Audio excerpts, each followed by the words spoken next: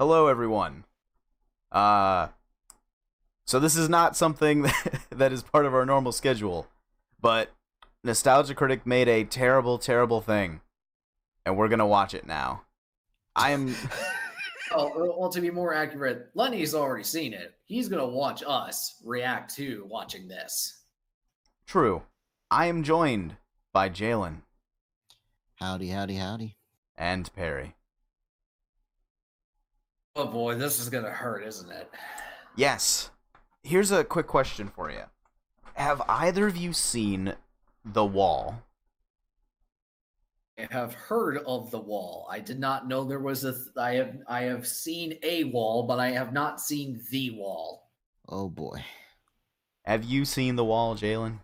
Only clips. Okay. This will be good. This will be a unique perspective because I've seen The Wall, and it's a very, very interesting classic film. It does have some issues. I'll say that. So that's the thing I want to kind of go into this. When I am enraged by the Nostalgia Critic, it's not because he's like attacking my favorite thing ever, or because he's like saying that a perfect film has flaws. You know, it has flaws. We'll say the things he brings up are not flaws of the film, though. You know, it's hard to explain, but you'll see when we get into it. I want you to watch this and see what you think of it, having not watched The Wall. But I assume you guys have at least heard some Pink Floyd songs. Yeah, of course. Yeah. Yeah, I have Atomic Heart. What is it? Atom Heart Mother or Atomic Heart Mother on in my collection, as well as Dark Side of the Moon. So I have some Pink Floyd. Yeah, and some of these are going to be very well-known, iconic songs as well. So you'll see. So we'll get this started here. Of note, and I'm going to say this because it's part of it. So the lead singer of Slipknot is the main character of this review. And his son is in this as well. Okay. I am not joking. That is not someone playing the lead singer of Slipknot. Like actually, the lead singer of Slipknot. They got him in this review. So, what is up with everyone on YouTube getting all these like celebrities? I don't know. They must have some dirt. They must have some dirt. So, without further ado, we will get started. Boy.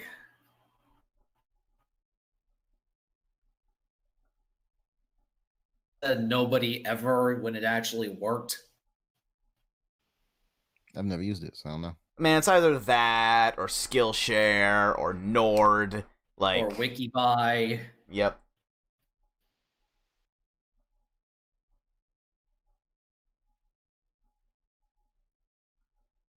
Well, it's already fulfilling its duty. Is that I see multiple walls.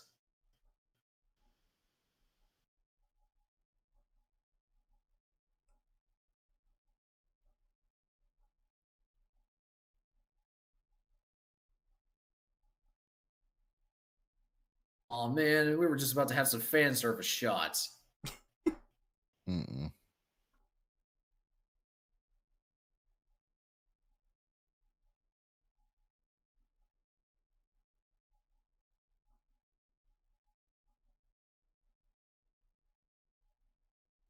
And that I'm guessing that's him.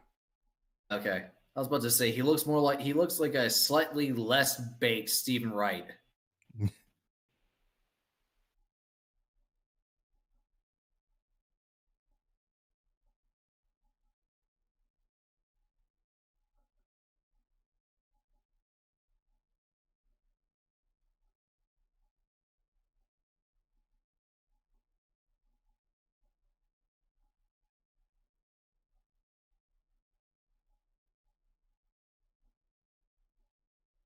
That poster is really accurate now, considering that's probably what every person who saw this review was acting like.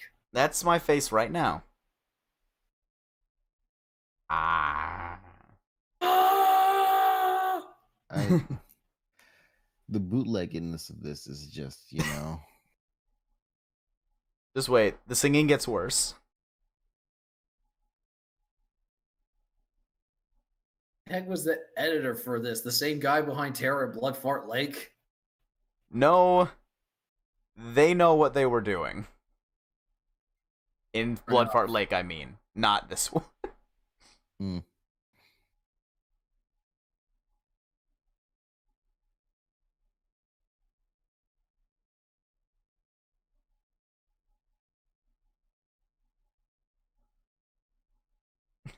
This is why you never do drugs, kids. This is why she shouldn't have knocked on that door. Here's the thing. This is the main thing of criticism. He criticizes the wall for being really like pretentious and self-indulgent.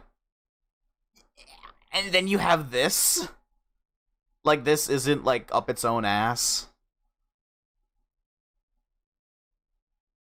I literally have no idea what he is. Oh, well, that's not suggestive at all. Mind you, some of these are images from the movie itself. Mm-hmm.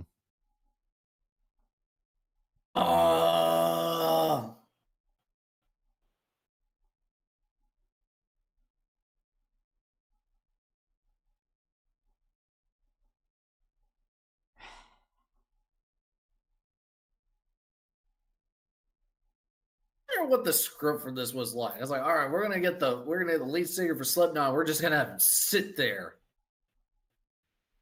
We're just gonna I can have already him see why baked off people his don't butt. like it. Like, damn it, just do a review. That's yes.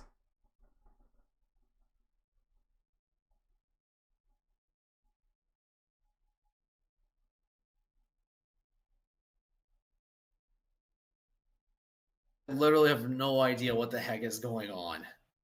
You never will. This will be given more context, but good luck figuring it out. Because I'll say one thing. You can't hear what they're saying half the time. This doesn't have subtitles either, so... God damn it, really?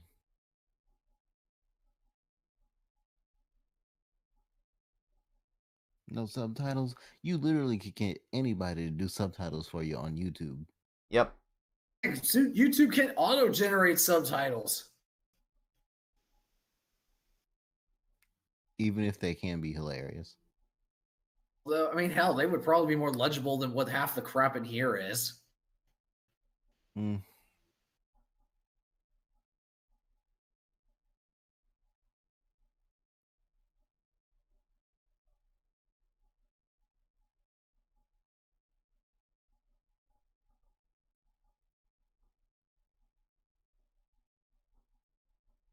First of all, that freaking that so-called porn right there is inaccurate. Those chicks would be way more hairy back then.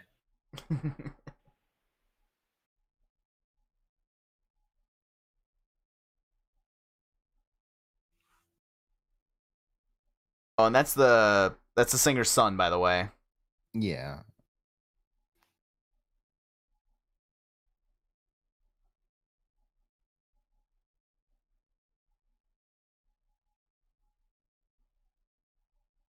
I'm sorry, but you can't sing, man. Just stop.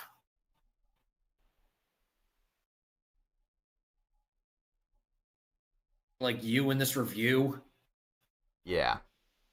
Because he's like, it's so pretentious. I'm like, yeah? Who's talking? Oh, The he got one of hell those is creepy that? animator things to do the stuff, huh?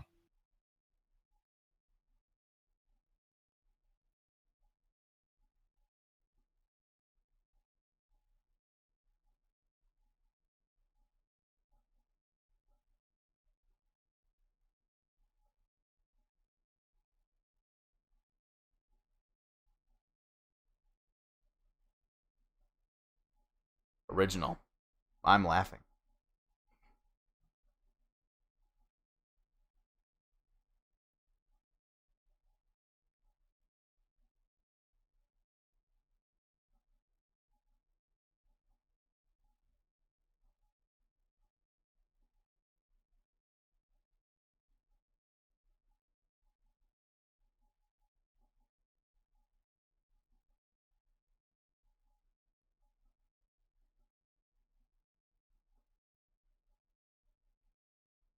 More laughter than any people who watch this review.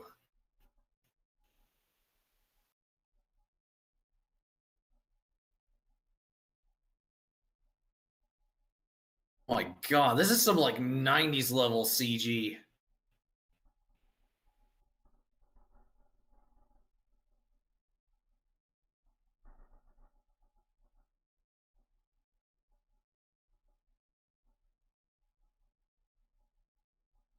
What on earth is going on? Great This is question. probably the most famous part of the movie, right?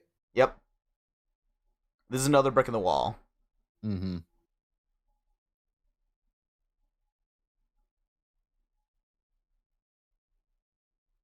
Honestly, out of everything in this review, those masks are the most scary thing. So like, here's the thing. This song is supposed to be a criticism of like school meant to make everybody like conformists. Mm-hmm. Like make everyone the same, not creative, not like intelligent. They just like do the same thing. He's interpreting this as like high school sucks. Like just I didn't like high school. So this is what I elaborated on before. It's an oversimplification. Like he interpreted this as like I hated high school. Yeah, you know who also said that? Linkin Park back in the mid 2000s, and they did it like a million times better. Linkin Park is the definitive teenage angst band. Yet you could listen to their songs unironically with the angst, and it would still be better than this. Yep. Perry, that's not fair to Linkin Park. Ah, you're right. Linkin Park does not deserve to be mentioned in the same sentence as this. They're too good for it. Chester Bennington might be just coming out from the grave just to slap me and say, "How dare you say that?"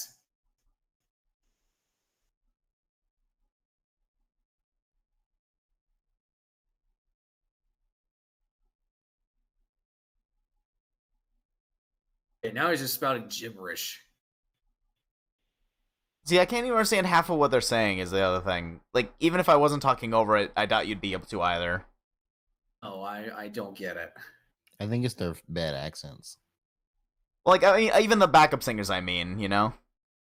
No, Like no. I'm talking about their bad accents. Oh, no, yeah, he's just like, I'm Dracula now. Like, just, yeah. I was literally just about to say that. Is he like trying to sing in the same vein of Bela Lugosi accent? Yeah, he's trying to do, like, a stereotypical Dracula accent to imply all the teachers are monsters.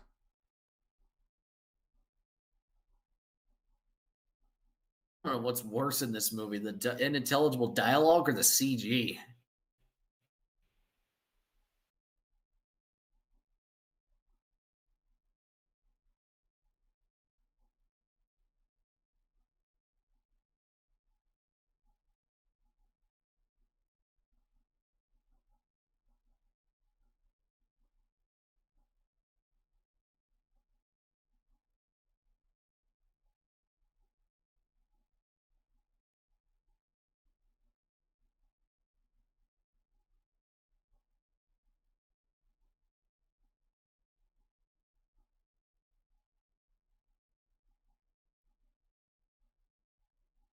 Why?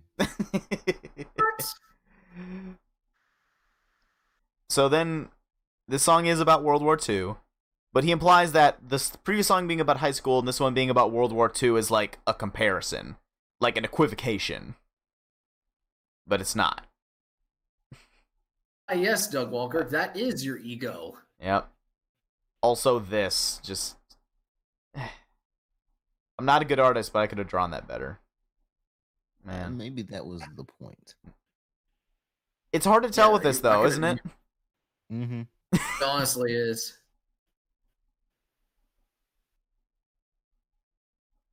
Is it bad for me to say that I'm so bored with the review that I'd rather play Connect the Dots with the Gravestones? Not wrong. Oh my God, I've seen better stop motion videos from 2010. Yep. You know, I'm not gonna hate on the stop motion. That's probably the best thing we've seen so far. But fine, I'll concede to that one. It helps that it's monotone. I should also mention that Nostalgia didn't produce the music for this here. Oh, there it goes. uh,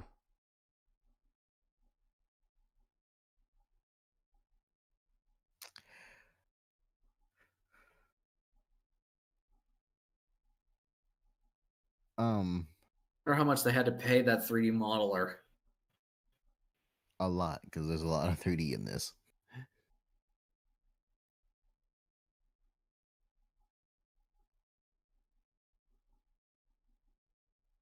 You all right, Lenny? I'm more letting you guys soak it in, if anything.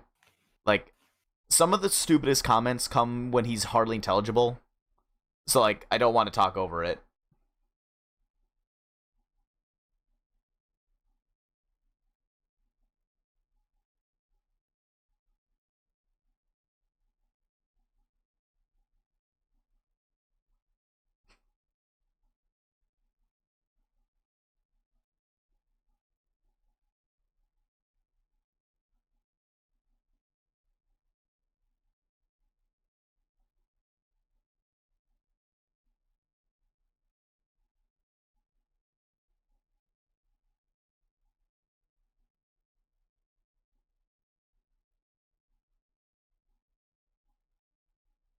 And thus was born every country song ever written.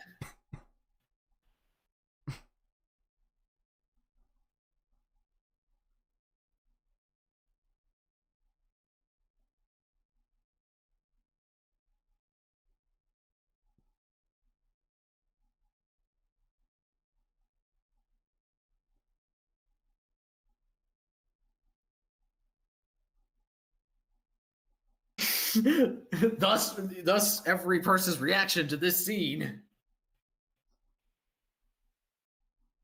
I don't need to see Doug's nipples, alright? No.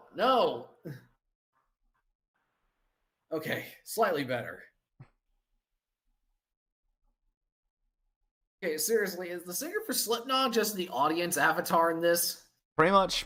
He's also supposed to be like a metaphor for the main character in the film, Pink. So, it's confusing.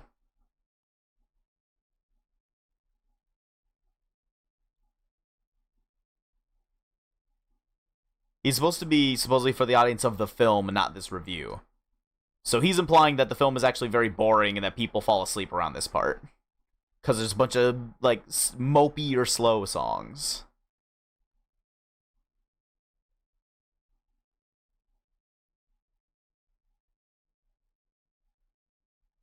I'm not gonna lie, if Doug Walker started talking to me like that through the TV, I would just throw the TV out the window. One that's like...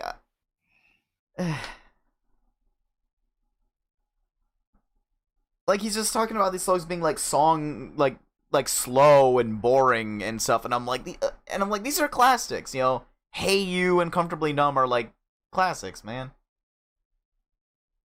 Cinema snob! Brad, why are you here? You're too good for this. And look at this fucking clusterfuck of, like, cinematography here. They're all just gonna be randomly flailing their arms. Okay, you know what's the sad thing is that Doug is the kind of person that would constantly complain about the camera angles or how many quick cuts there are. Yep. I'm just trying to think, has there been a camera shot here longer than, say, 5 seconds? Very, very rarely. And if not, it's like, well, it's just fumbling around like this shit. Mm-hmm. I was like, I can't even tell what's going on or what the heck the point of the scene is. No, I don't, Maybe Doug. That's the point. And I don't need you reenacting the opening of Gladiator, thank you. Well, like, here's the thing. Here's the thing I'm gonna say is the biggest thing. The fact we can't tell what he's talking about or criticizing is the worst part of this review. No, maybe that's the point. Maybe he's making it so that we think it's shit, and he's like, but I'm just imitating the Wall, so you think the Wall is shit. Yeah, but that's a shitty review. That's a really shitty review because we have no idea what he's talking about. I don't even know. Maybe this man just really hates the Wall. Just wait. You'll see. Would you believe it gets more batshit? No, it wouldn't surprise me.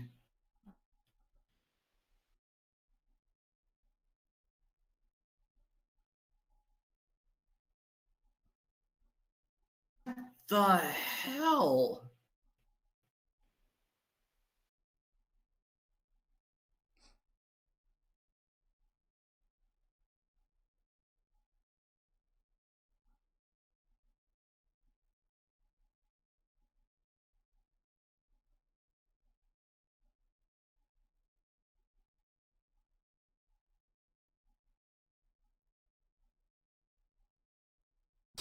Like this review? Yeah. Well, it's like he's saying like, "Oh man, a millionaire can't complain about stuff." Essentially, I'm like, Roger Waters wasn't really that rich, in comparison to other rock stars. Well, also, you look at like Prince, man. Dave Chappelle said it most. He's a millionaire, had the best job in the world. He still killed himself. Mm-hmm. Much.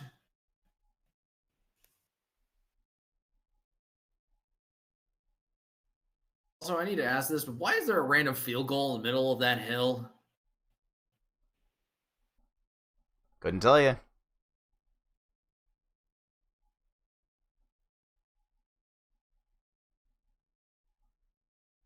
Just turning around and says, "Dad, why are we here? Shut up, we're being paid."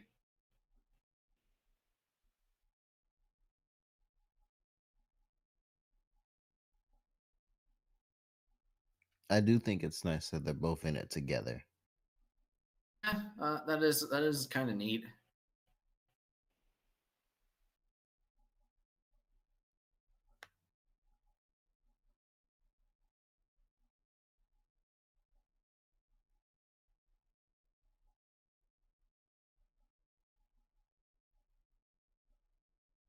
Surprisingly, the most coherent thing in this entire review. Yes.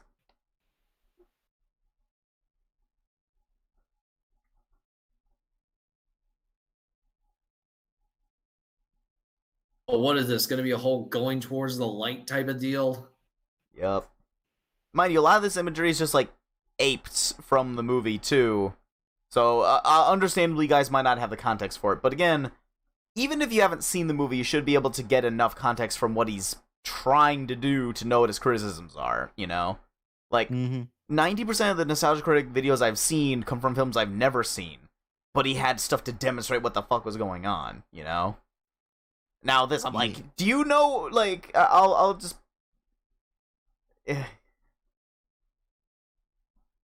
Oh, mind you, this isn't... This is part of the video. Is this an intermission? Yep, this is his honey ad. God, we're only halfway through. Yeah, we're 20 minutes and 30 seconds in. Oh hell. Yeah.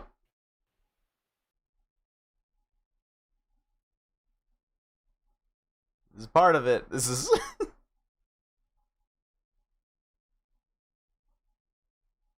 like, he didn't have the wherewithal to like put it at the end of his video like literally everyone else. Or at the beginning, like the other 50% of people. Yeah. Like, as he said at the beginning, like, sponsored by Honey, and he doesn't open with that. He's like, hey, stick around for an ad for Honey. I don't get the shot either. Like, he's just fucking violently vibrating around. Like... I would almost say, like, are you having a stroke? Do you need to go see a doctor? It's like, look at him. He's crying from how cheap Honey is or something. I don't know. The money he's saving. Book the cruise.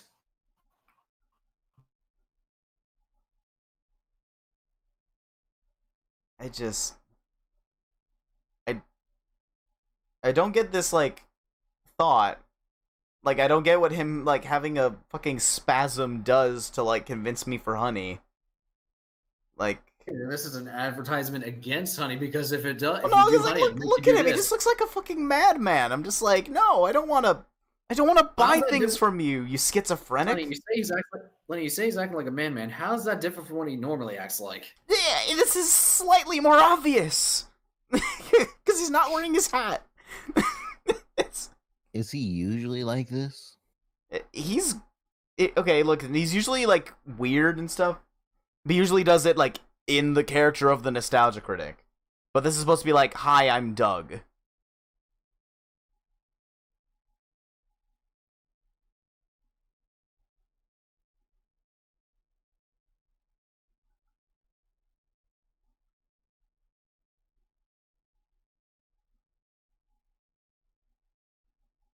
Mean a love letter to yourself? Oh no, he's like a love letter to the wall, and I'm like, no, you shit all over it for forever. Shit on it for about 40 minutes. And he wants this, and he has it on Spotify and in iTunes. You can buy it and shit. I'm like, no. Oh god. He could not have missed the point more. Also, it's smudged. Mm-hmm.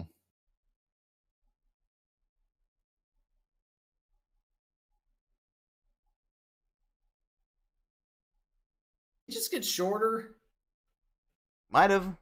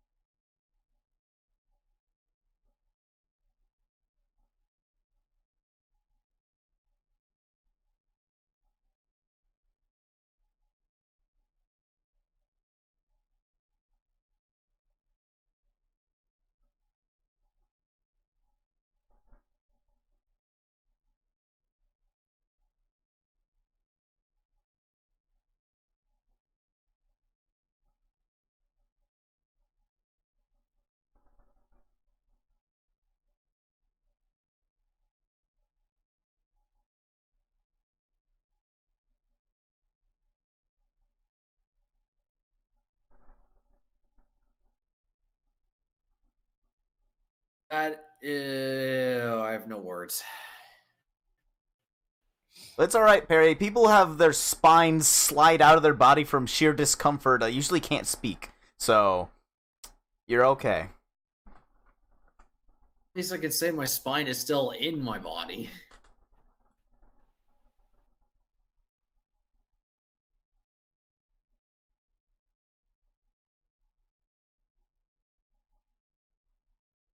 I need to look. He looks almost kind of like Rob Halford, except with none of the talent. Yep. Like I said, it's like you can tell how much effort they put into this. Not how good it is, but you knew they tried a lot, you know? And I say that to say, what the fuck are they even talking about right now? I don't know. That's what I mean. Because I'm like, you've seen this already. I know! It's my third time seeing it. You watched this more than once? I watched it once and I got very mad. I watched it a second time to see if I could figure out what he's fucking talking about. I still don't. This is the third time. And like I said, that's the thing that upsets me. If this was just like something that was low quality because it was like no budget, no effort, then it'd be like whatever. But this is fairly low budget, high effort. Meaning he had to put a lot of effort into making something this shitty.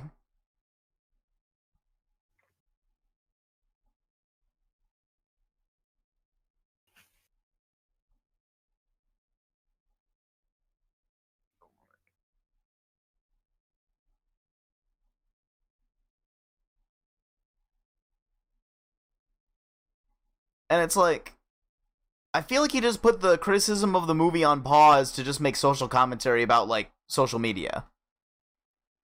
Like, this has nothing to do with the movie now. He's just like, hey, Twitter's bad. Yeah, thanks for telling us something we already kind of assumed.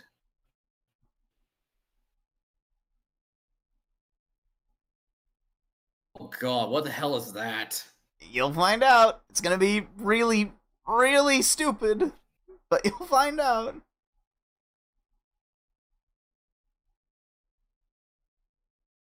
Okay, I'm just guessing. Is he making like a neo-Nazi reference with that outfit and that entourage? Yes. God.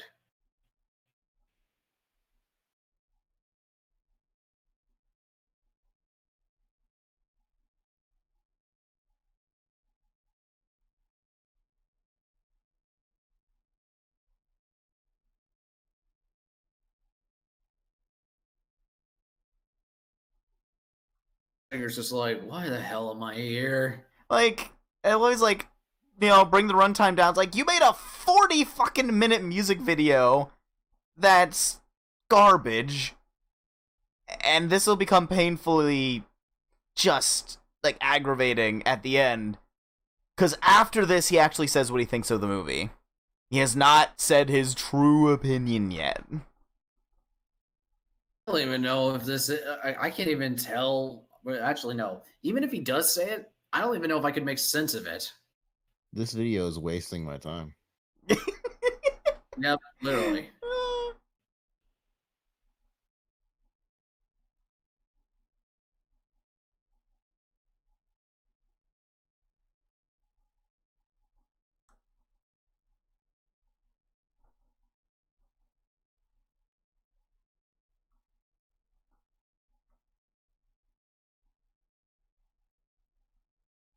You mean your self-indulgent ego trip?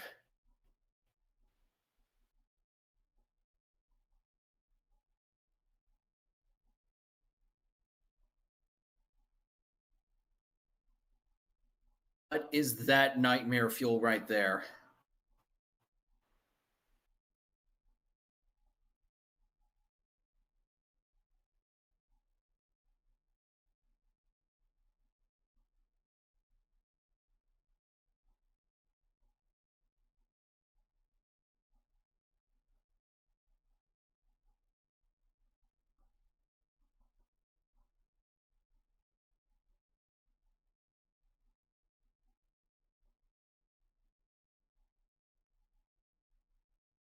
Oh God! Someone run! Kill it with fire!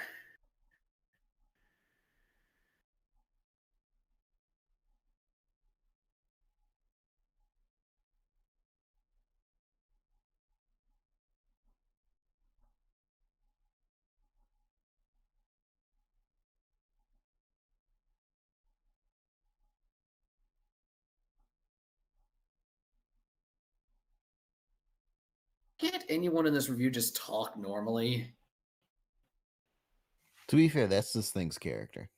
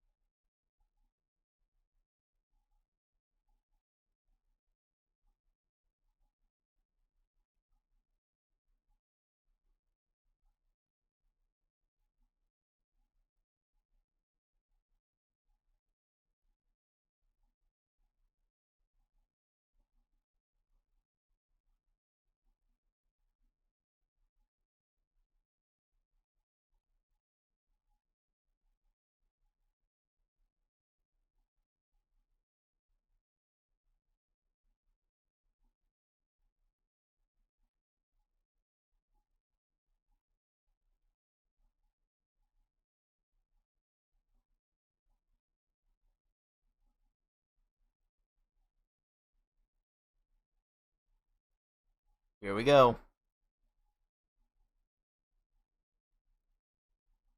Time to drop acid. All right. So you just let the lead singer Slipknot here? Just okay.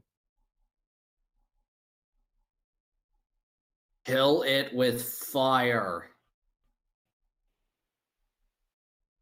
Oh, get away! Get away!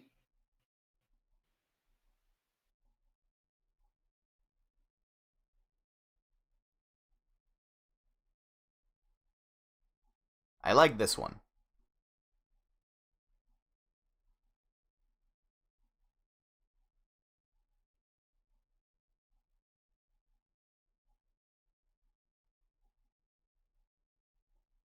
Looks like Jack Skellington's hobo cousin. Honestly, this might be the best part of the thing we've seen so far.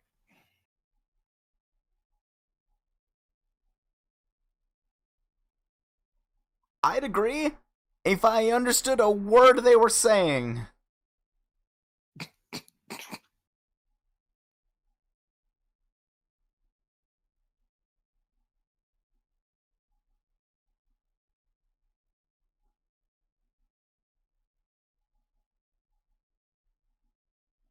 What's this one saying?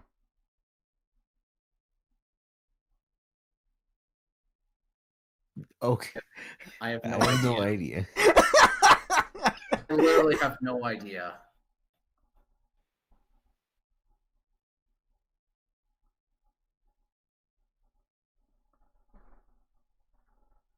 They just get Krampus' extended family as a cast member. Yep. And here's the thing, most of these are just like, this is from another channel. Nostalgia Critic didn't make this. This is a cameo from another channel called Fenna.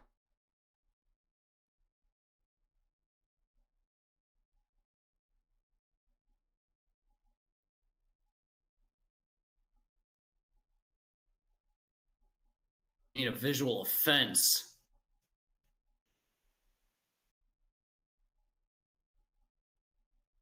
No, it's Doug. It's just kind of hanging out.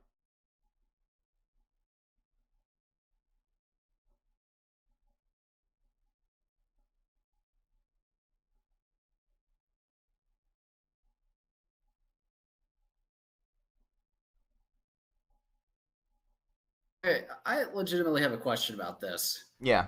These are supposed to all be like dream sequences, yes? Or dream sequences gone wild? Well, these are all. Here's the thing. These are all pre-existing characters from her channel. Okay, I thought that's what these were supposed to be. Well, there are animated sequences in the wall that feature weird, like, crazy character designs. Yeah. This segment is basically saying that these are characters that are supposedly very, very interesting, but if you only see them for like 5 or 10 seconds, you don't have enough time to develop them as a character. Therefore, she's saying that the very good character designs and good animation aren't held up by anything like character related, so it's a bad adaptation.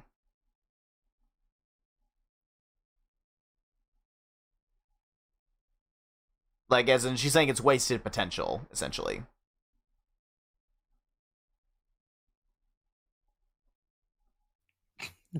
Why is he so angry?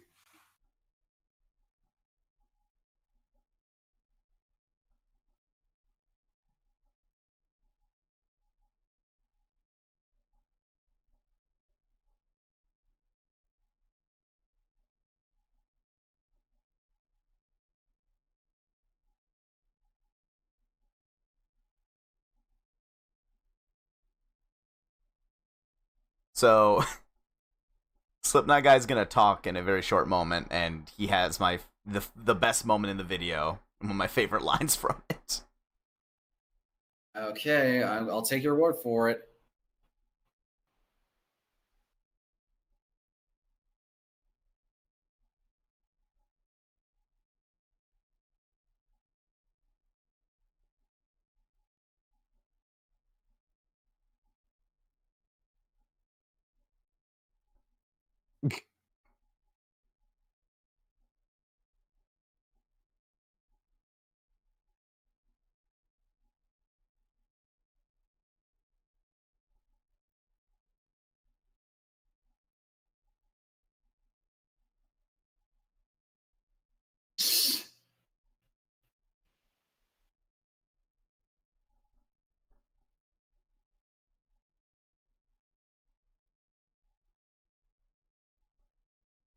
Thank you.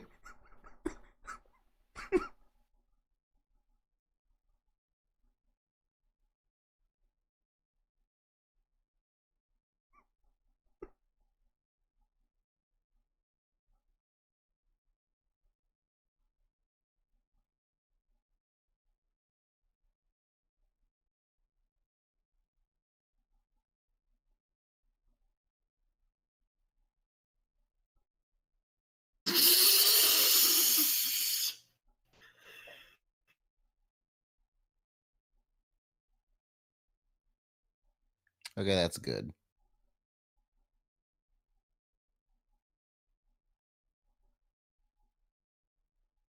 Okay.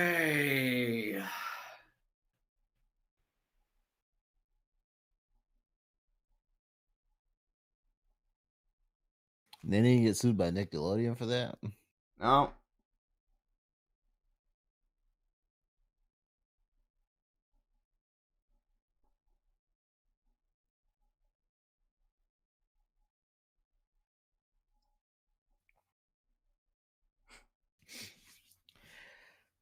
So yeah.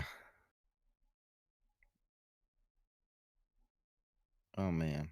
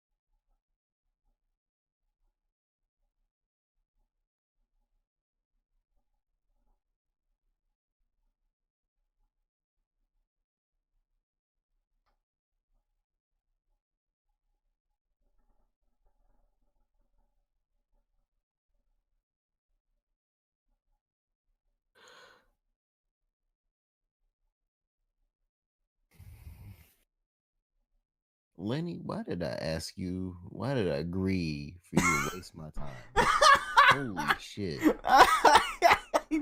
Dylan,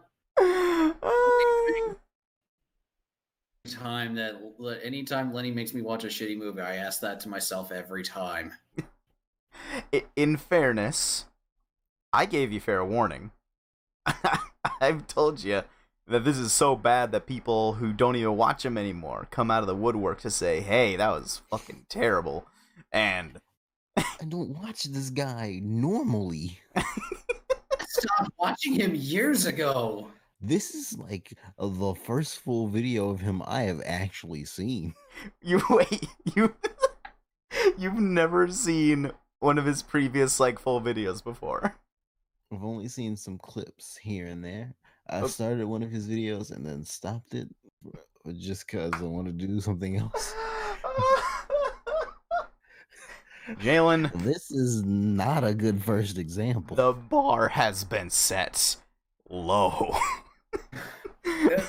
Lenny, it's not even low, it's subterranean. He didn't even make a bar. It's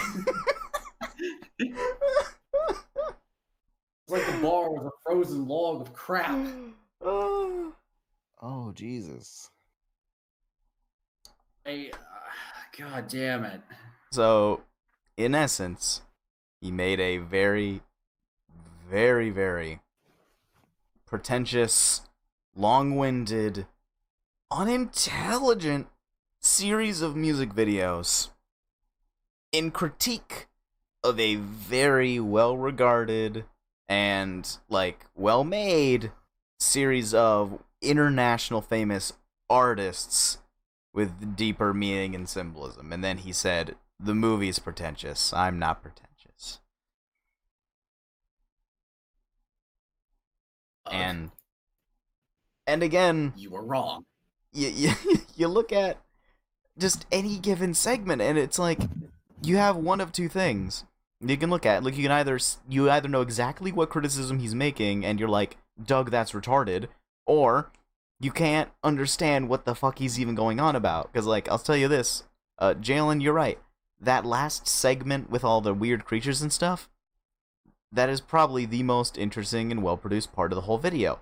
But I ask you, what was he trying to say with that segment that you can establish? Outside of that, the animated characters from the movie The Wall could have been more developed and interesting. Other than that, I got nothing. Yeah, and I'm not saying this based on like your intelligence of this, but would you have gathered that if I hadn't spelled that out for you? Well, I mean, thankfully, the first creepy thing kind of gave a thesis statement. So Yeah. there's that. Um, Thankfully, I had context and I know who Finna is.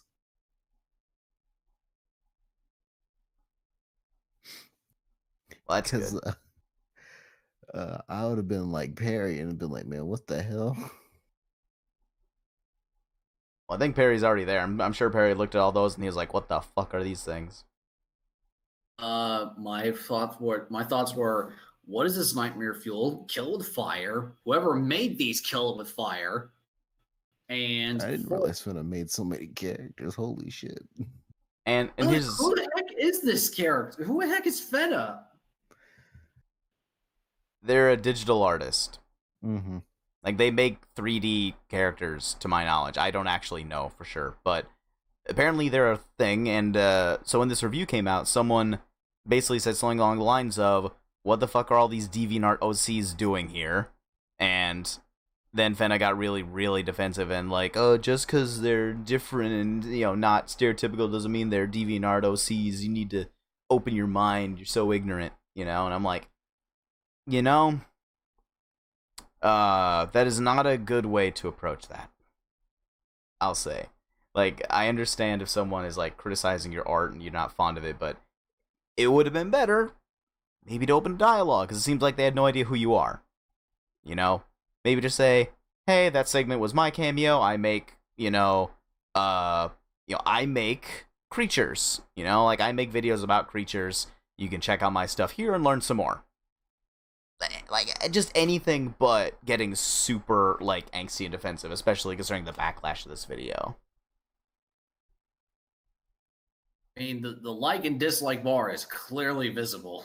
Yeah, and like I said, it's like, he basically just takes all these, because here's what I'll say.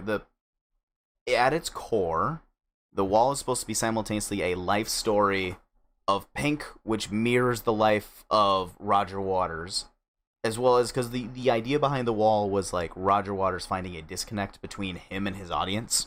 Mm-hmm. And that was spurred on by him kind of having like a "what the fuck have I done" moment when he was at a concert and he spat on one of his fans. Like, just genuinely, he just, like, not metaphorically, like he actually just spat on one of his fans because he was pissed off at them. In their face? I mean, maybe in their face. I don't know where he spat them at, but he definitely spat on them intentionally. Ow. Yes, so it probably landed on their head since he's on stage and they're not. But so he basically was like, "Wow, how did I get to the point where I hated my fans so much that I actually spat on them?" And the wall is supposed to be like many things. It's a multifaceted metaphor, but the main one is, I have put a wall between like me and everyone else, like emotionally, mentally, whatever, and that is like bad. And that's something that a lot of people can like relate to, in that you don't confront your emotions, you don't confront people about your emotions or your issues. You just put up a wall between them, and then that's like how you deal with it. It's like, "Oh, I'm not sad. I'm not a pussy." That kind of shit. And same thing we'll say with the millionaire lifestyle, because everyone will be like, "Oh, you have money, you can't complain, you can't have issues," and that's the sort of thing. So he would build up a wall specifically because dealing with it and actually confronting his issues and his past and everything else is difficult. Hence, over the course of the actual movie, he builds the wall. The wall is also, in this case, as in another brick in the wall, supposed to be a metaphor for like conformity. Every brick is identical, every brick serves a purpose, and every individual brick is not important as long as they all collectively form a wall. Mm-hmm. And so that's the general thing. So then he just kind of takes this thing, which is supposed to be an overarching like life story, and then takes any individual moment of it and like critiques them individually, which is hard to do in the context of the movie as a whole, and then makes very surface level like observations, like this whole like person you hate thing that we had from before. Like, that's not, he didn't try and make it intentionally vague. He basically tried to say, Margaret Thatcher is a fascist, is what his entire thing was. And there's more to it, of course. He was also talking about other like authoritarians and other aspects of it, hence with like the hammers and other aspects of his life that he's kind of like against, but it was more a general thing against collectivism. But it wasn't like this where he's like, oh, you can just say anyone's like that, because you can't. It's not it's not designed to be that way. He's very critical against very specific people in his life, and Doug just kind of glosses over that because he wants to make his points, and I wouldn't mind him making his points if he stuck to his guns.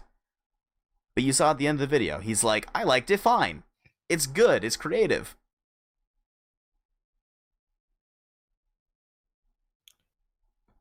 Oh, boy. And this is what I meant when I said, you'll see when you said, like, what do we, like, can we elucidate what he thinks? Because he says it in less than 10 seconds. He elucidates his entire thoughts in less than that, if he's being sincere. And that's what I mean. Like, if you liked the movie, this seems... I don't know if you guys picked up on this. Would you say this seems particularly, like, mean-spirited and scathing for such a love letter for a movie he likes? Okay, now hear me out. Okay. Maybe we're underestimating Mr. Doug Walker here. That's his name, right? His name is Doug Walker. Yes. Okay. Maybe he was trying to perfectly imitate the wall by creating a wall himself with his own audience.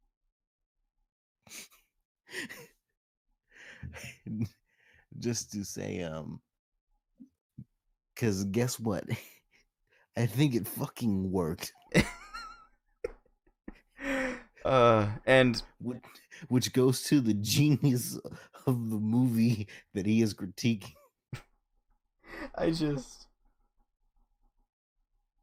I'll say that is an interesting take. I can't deny that, Jalen. And it doesn't help, and I'll mention this because it's been brought up in other things. There was a thing, I don't know what it was. It was something along the lines of, it was called Change the Channel. Like hashtag Change the Channel in regards to Channel Awesome. Which is like him and his group of like others in his network, right? And it was basically saying like cancel Nostalgia Critic for whatever reason. I don't know the exact specifics of it, but I think that kind of fueled that whole like hashtag thing he had like after the break. It sounded like he was just like, hey, I don't like Twitter because they got mad at me. And like he just took a break from criticizing the movie to say, hey, fuck Twitter. And I'm just like, you're reviewing the movie. If you have a problem with Twitter, just say you have a problem with Twitter. Like, you don't have to have a 5-minute music video that's cringy as shit just in the middle of this, And I'm like, and that's the other thing. It's just... Like, here's the thing. I'm not, like, a huge fan of Angry Joe, but when Angry Joe does his sketches, he at least has a self-awareness to know that he has no fucking budget, and it's just a green screen and one of his friends wearing a costume. So, when he does that shit, he does things that are, like, actually, like, cringy, but it's part of, like, we'll say the humor. I think Nostalgia Critic is, like, way overblown for, like, what he thinks this is, because he's wanted to make, like, movies and stuff, like, forever. So I think he thinks this is, like, a massive, like, successful, like, high-quality production. And well, you saw, it looked like garbage. And I don't like using the word cringe, but it is one of the cringy shit, because I just see him do all these weird, embarrassing things, and he can't sing for shit. And you brought in, a musician to produce your album, and you had the singer from Slipknot. And you had all these great people to come in and sing on your behalf. You could have done, like, just some of the, like, talk singing segments, You could have done some of the simpler songs. You could have done backing vocals, like anything. You had 2 professional singers, and you're like, I'm going to do most of the singing here. And, well, I'm just going to level with you. Did you like any of the music in this? No. Harry? Oh. You have some thoughts, Perry? I I'll let you. I will say proceed. So, but now we'll move on a bit because it's getting a little late and we watched the thing. So now, can you guys understand why so many people had a problem with this? Even though, like, as in you don't have to think that The Wall, the movie, is perfect. You don't have to even be a Pink Floyd fan. You guys didn't even need to see the movie or listen to the album to just feel as if this is a terrible piece of media. Like, it's triple for me, right? Because I haven't seen the movie. I've only listened to some Pink Floyd, and I've not listened to everything. Yep. And then I don't even watch this dude. Yep. So you don't listen to the music, you haven't seen the movie, and you don't you don't have context for Nostalgia Critic in general, and like that's a good point. I'm not gonna watch him ever again now. Like, I'll say this, as much as I hate this video, I do recommend his older stuff. Like, some of his other reviews are, yeah, his old school reviews. Like, so the ones where he reviews like the animated Titanic movies are classics. Mm-hmm. Like that one. He has some other good memes too. One of the, like, it's not the funniest one, but I like his Bat credit card meme. I remember that. Yep. And he has other kind of fun segments and other things that have come as well. So it's like he has eras, you know. We'll say the classic era is really good Nostalgia Critic. Like, I could watch those and actually find them just greatly entertaining any day of the week. Then the later stuff is hit or miss. And this is, we'll say, the modern era. And I've not watched any of his stuff in a long time, and I don't want to check out the rest of it because I hopped ship at, like I said, in the US. So I want you to imagine this guy, Doug Walker. I want you to imagine him in fucking drag trying to play the orange-haired witch from Bewitched. This is the thing I don't get. It's not good. The skits, the sketches, the production, it's too much. Agreed. Like why can't he just review something? Like, here's the thing. In previous videos, his classic era, if he ever did a sketch, it would always be to elucidate upon a point that he made. As in, he would make a point in the review, and then he would do a sketch to elaborate on that point. So, one example, it's not, like, amazing. Like, I think it's a fairly funny joke. So, the first time he did a Titanic video, he showed an intro, and he's talking about the inherently awkward thing about covering the Titanic, a real historical event where actual people died, as a funny animated feature with talking mice. And so, brings out a full bottle of Jägermeister, and he's like, proceed. The next film is one that also has talking mice, but it also has a rapping dog. It's party time. Yes, that rapping dog, that exact one. And so he then brings out a bigger bottle of Jägermeister than the last video, one that's like half his body size, and he just brings it up on the table. He's just like, proceed. And so it's like that. He didn't make an entire fucking music video about Jägermeister. He just did that. And, like, I think the only extended scene I've ever seen him do, yeah, it was another thing. It was, like, at the end of one of the videos where he basically took it out of the DVD player and broke it with a hammer and just went fucking crazy on it. But you're forgetting one bit about the Jägermeister bit. Oh, the third one? Yeah, Perry, tell us the third one. Yeah, tell us that one. The third one, he literally smacks the giant bottle off of his desk, and he literally pulls up his phone. He says, "Yep, bring it in."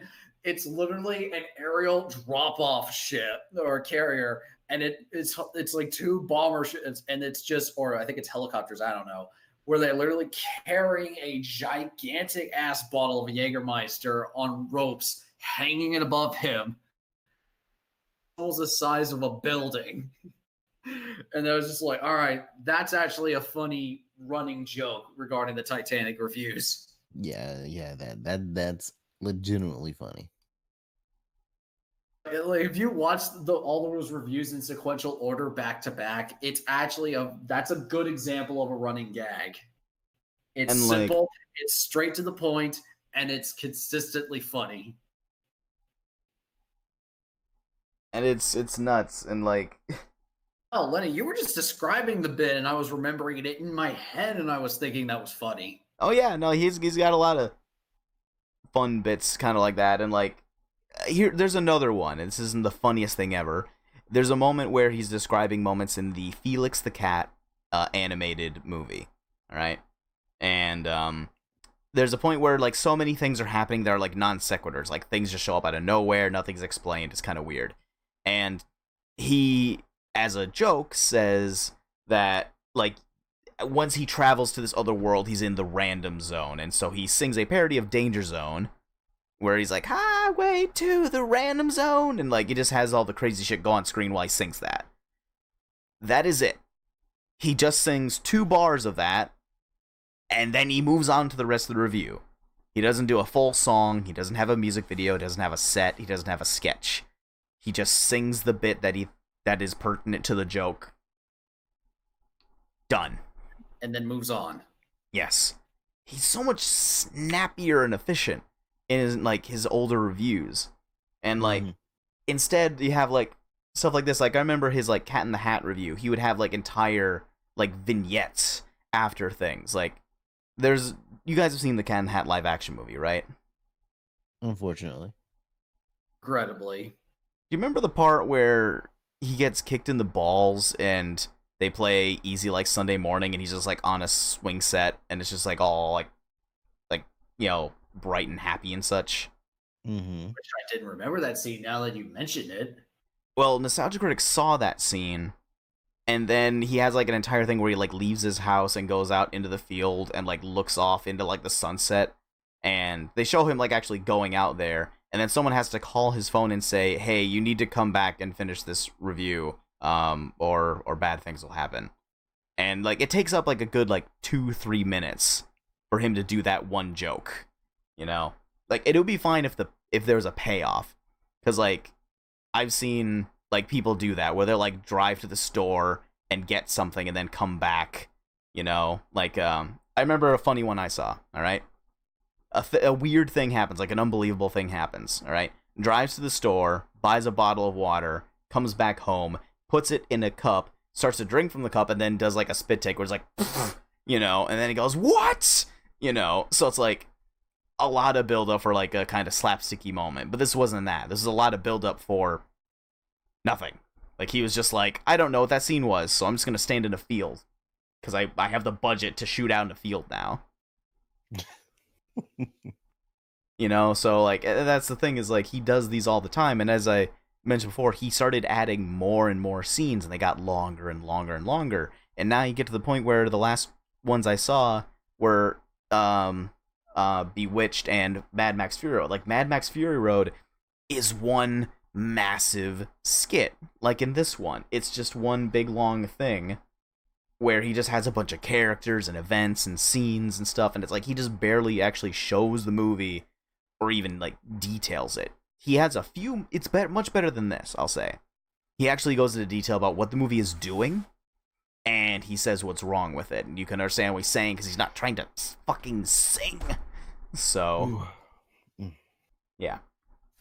So that's the core thing, is he used to be much better, and I don't understand how he got to this point. Like, just to misunderstand something so highly, like, or so much, and then to put so much effort into making something that you misunderstood so strongly, is like, if you're going to fail spectacularly, and he has.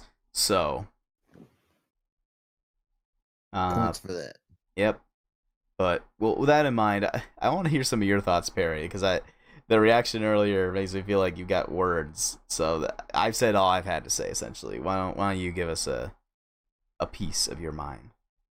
Where do you want me to start? From the beginning. let's start. That's not me being coy. I'm legitimately want to know where you want me to start. Okay, tell me what you think of. Well, let's start with the music. What do you think of his covers of the Pink Floyd songs? Ass. Not the good kind of ass. Not the 2B levels of ass. They're the like back alley abortion, in the words of Razor Fist, type of ass. To make it. Sorry, go ahead. Sorry, my brain is thinking myself. Good Lord, what on earth was this waste of time? Like, this is the. Let's see. On the scale of, like, if I had to put this on scale of, I regret making Lenny make me watch.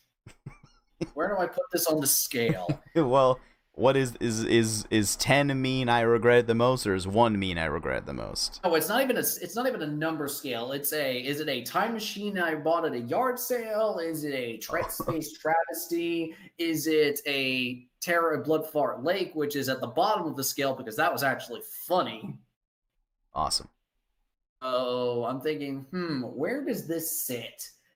I'd say this sits about 2 degrees below Time Machine at a yard sale, but 1 degree above what was the one Neil Breen movie that you made me watch? That must have been Fateful Findings, I think. 1 degree above Fateful Findings. I'm going to put it right there. So I'm going to say this is 2 degrees below Time Machine about a yard sale, but 1 degree above Fateful Findings. Yeah, Fateful Findings is definitely more fun than this. It's and I'm thinking this because I'm kind of used to you throwing bad crap at or big crap sticks at me by this point. I was like, yeah, knowing how this usually goes, I'm going to assume that I'm going to hate this in some way, shape, or form. And the sad thing is that this wasn't even a movie. This was a review of a movie. Still painful to sit through because it was 40 minutes of practically nothing. Yeah, that's the thing, is like, why did this need to be 40 minutes? Like, granted, if you cut out, the ads from Honey and the donation thing at the end, and the self-promotion of Nostalgia Critic's The Wall, if you cut out all that stuff and you left just that, still 35 fucking minutes of, and his whole point could be summarized so much quicker if he didn't do covers of the fucking songs. And I'm like, he can't sing. He can't sing. It's super long-winded. Here's the thing. This would be fine, say, if each part of the song, well, if you could understand what the fuck he's even saying, but, if you could understand what he's saying, and his points in the song were, say, like, a bit more tailored to, like, the song lyrics themselves, yeah, that could be fine, But instead, he basically has a single criticism per song, like, just 1 point about what he's criticizing per song, so he's taking 5 minutes to say one thing. In the case of Another Brick in the Wall, We Don't Need No Education, his whole criticism was basically, Roger Waters says high school sucks. Grow a pair. And then he spent the whole song basically just, like, criticizing the U.S. Education system. And I'm like, Roger Waters grew up in, like, the 60s. Also, he was British. I don't see how modern criticisms of, like, U.S. school system has any bearing on, like, we'll say, Roger Waters' criticism of the school system. Not to mention, there's a part of the song where he literally mentions that the school teachers would beat the children. Like, this isn't, oh man, I had algebra homework once and I couldn't go to a sock hop. Boo-hoo for me. This was like, no, I actually got abused by my teachers. And then his algebra critic is like, grow a pair, America's bad. and he spends 5 minutes doing that with a terrible Dracula impression and, like, stock, fucking effects. Like, stock effects from, like, Adobe, Like, you could, when the bats come flying in, you can see the white outline on them. Yeah.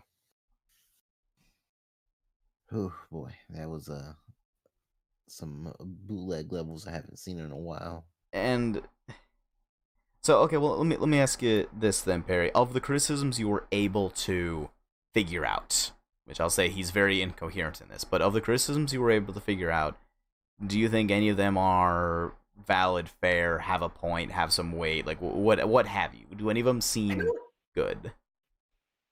I don't even know, because I could barely even make out what his criticisms even were. Yep. Starting them in my head, and I'm trying to no, they're just turning out to be gargly gibberish.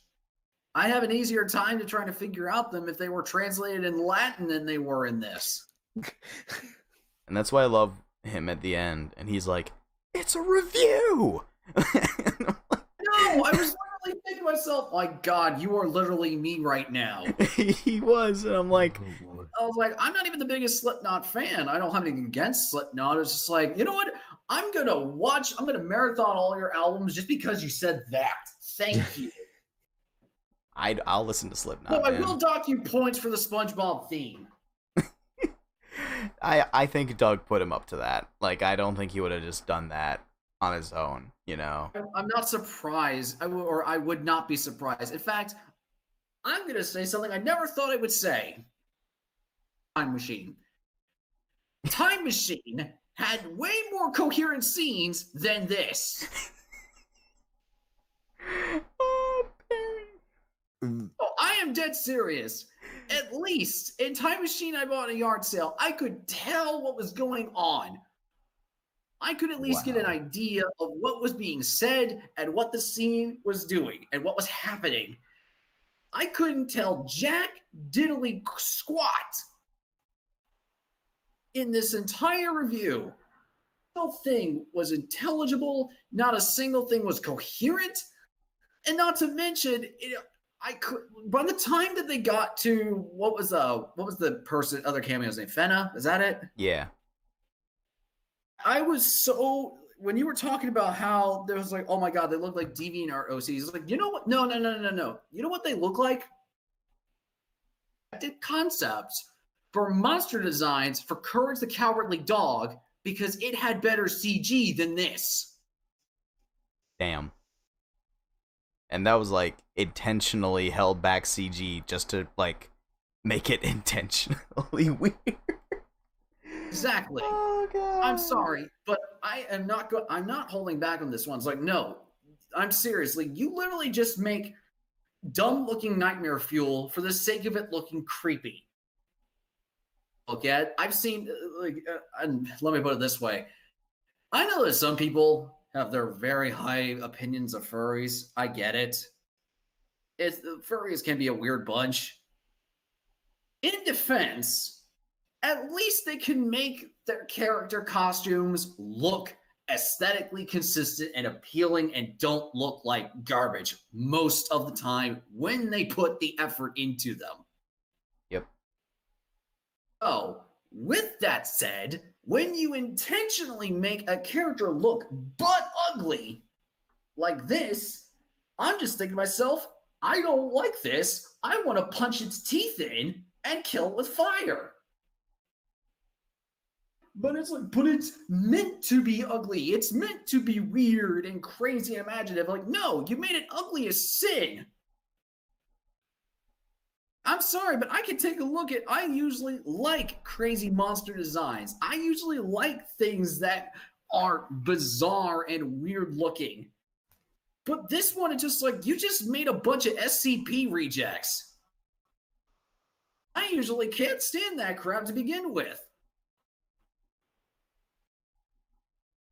Sorry, I don't mean to sound like I'm just a rambling. No, well, this is the point. This is what it brings out in people. This is this review brings out the worst in us, and not even for bad reasons, but it's just like there's a lot to say, and there's a lot to say, but I almost don't want to give it more credit. It's just like I don't want to give it more emotion in this because it doesn't deserve it. It's just sorry. And like you mentioned, JL, I know you say you never watched them, and to be perfectly honest, you're not missing much.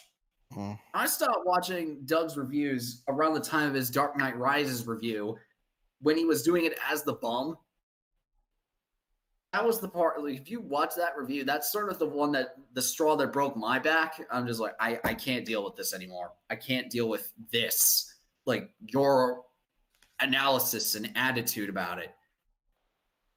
Constructive. It doesn't sound coherent. It doesn't sound justified. It just sounds petty. And at this point, I'm thinking to myself, I think it was one of the first times I ever noticed a reviewer's opinion really getting on my nerves after I noticed a pattern in their attitude.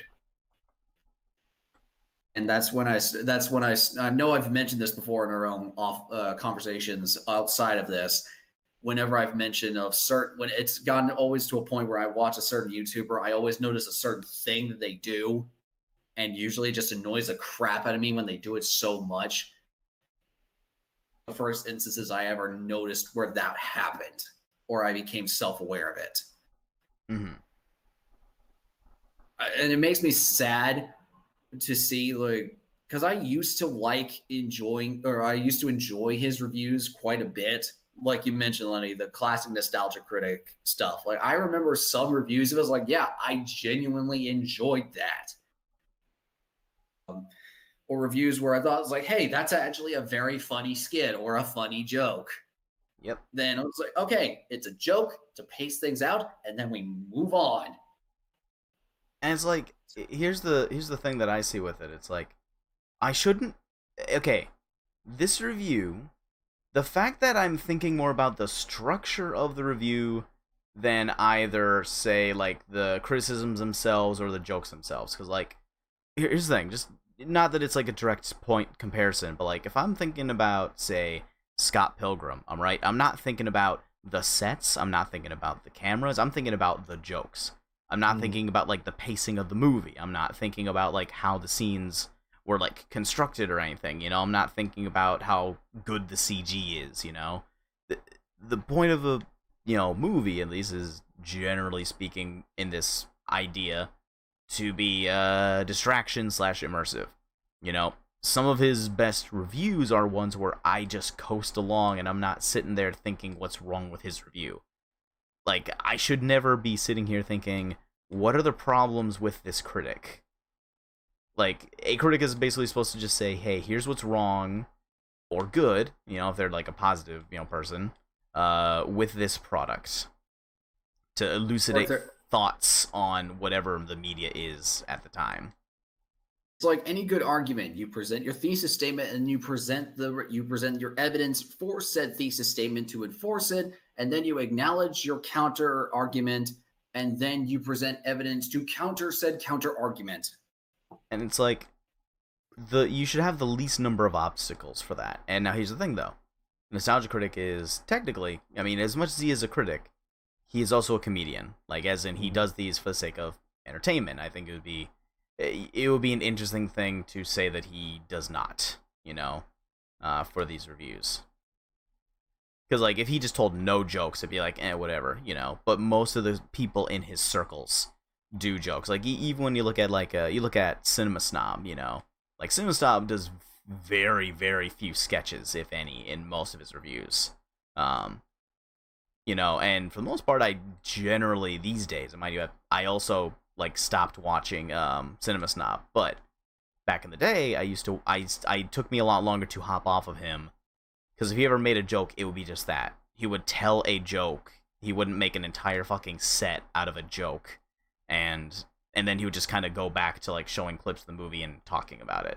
So, it's a lot easier to demonstrate that. And the reason I bring this up, though, is my ability to look at what the issues, because here's the thing, like, granted, it probably doesn't help that you guys haven't seen the original movie, but the fact that we're here discussing the issues with Doug's review more than pontificating if these issues he's brought up about the wall are even valid, because, like, that's the thing, like, it took a while for us to even get to those points.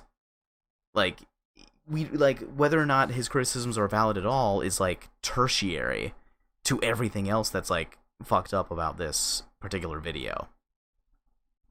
Because I'll say this. If you want to say the wall is pretentious, that is a fair thing to say. I don't agree with it, but it is fair. I won't say it's like wrong. It's perspective. So saying that it's pretentious or, you know, overly symbolic or like kind of preachy, you know, that is things that we can discuss.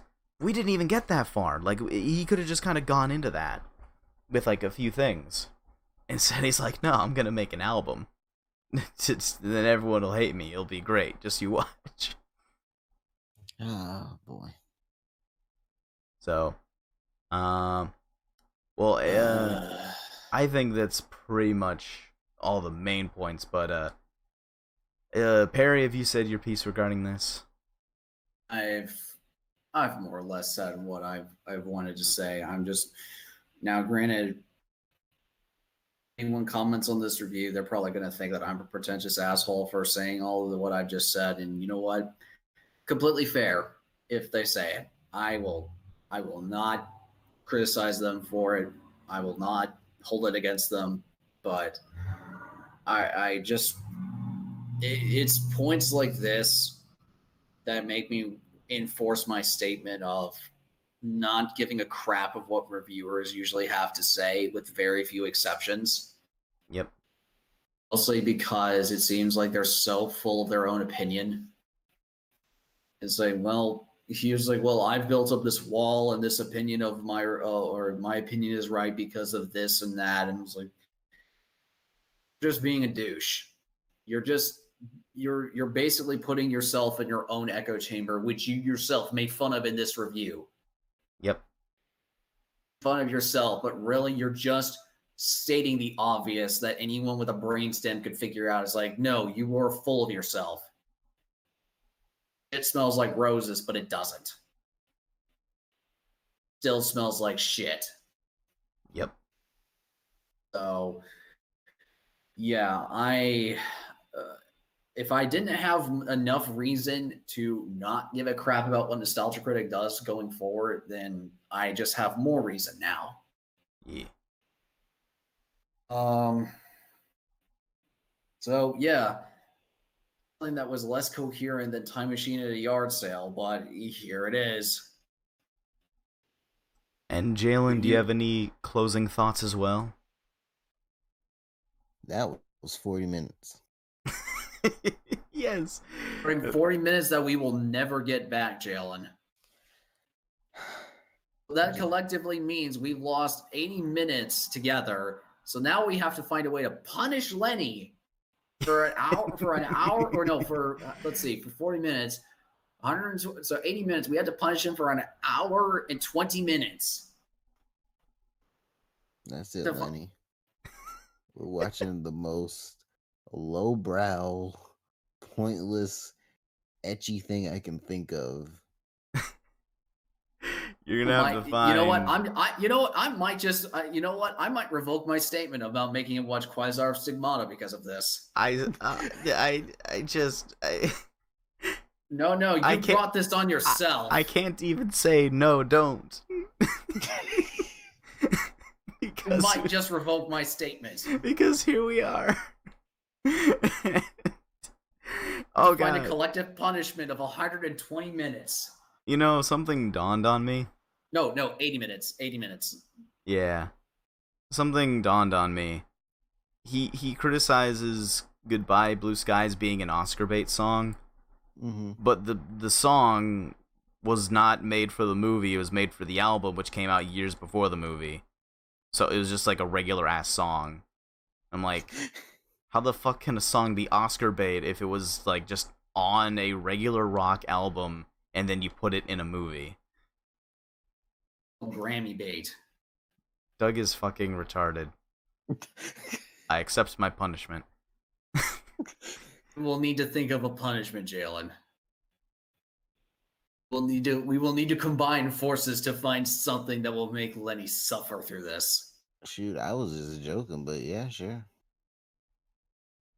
I'm not joking.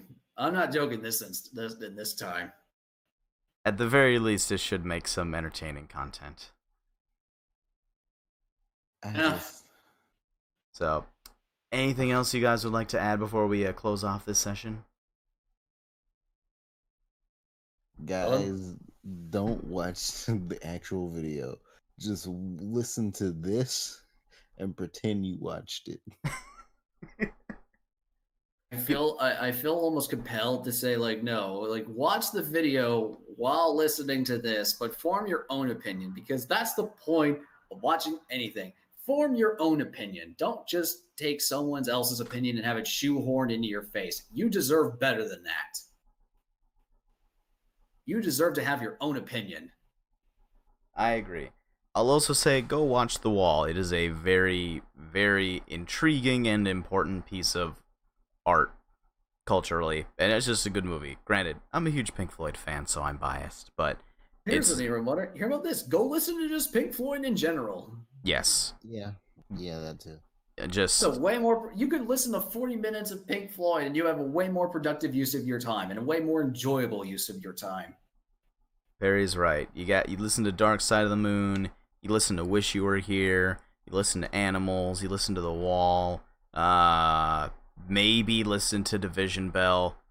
Maybe listen to Final Cut, but maybe save Final Cut for later.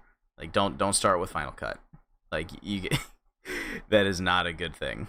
Save Final Cut for the finale. Yes, Final Cut is a divisive album, we'll say. Like, some people basically have given up Pink Floyd's projects past that point because they didn't like Final Cut that much. So, yeah, that was basically. All right, I'll tell you what. You want to know how Nostalgia Critic basically says that Roger Waters is pretentious because of this movie? This is how I know Doug has no idea what the fuck he's talking about, because you would only be able to effectively say that if you bring up the Final Cut, because The Wall is nowhere near as self-indulgent and pretentious as the Final Cut, which is essentially a Roger Waters solo project that the band members reluctantly agreed to join him on so he could put the Pink Floyd name on it and sell it more, because his solo career was fucking non-existent. Wow. Yes. So, go see the movie, actual movie, not this. Go listen to the albums. Support the band. Most of them are dead, but you know they probably have something going on for their families or charity or something, and it's just a good time. So, this has been our coverage of the dumpster fire known as Nostalgia Critics The Wall. See you guys later. Hopefully next time with better content. And not 40 minutes wasted. Goodbye.